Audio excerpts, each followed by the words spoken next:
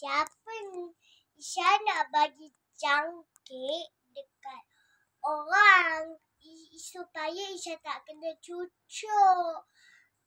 Siapa Isya nak cium? Isya dah hilangkan jangkit Isya.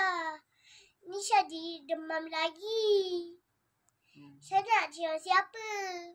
Supaya Isya tak kena cucuk dekat hospital Mama.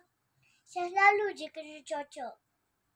Isya nak bagi jangkit dekat siapa? Oh, saya nak bagi jangkit dengan siapa? Ya, Isya nak cium siapa?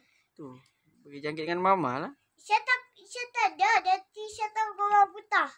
Isya tak ada. Siapa Isya nak cium? Siapa Isya nak cium?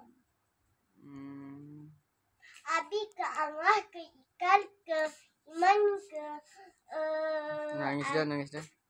ke Aidan ke kawan-kawan Isya Adik. ke papa ke mama ke adik-adik ke mama Isya Abi ibu Angah Ikan kawan-kawan Isya semua dengan Iman Aidan Adik. dengan Angah Ikan ibu Abi.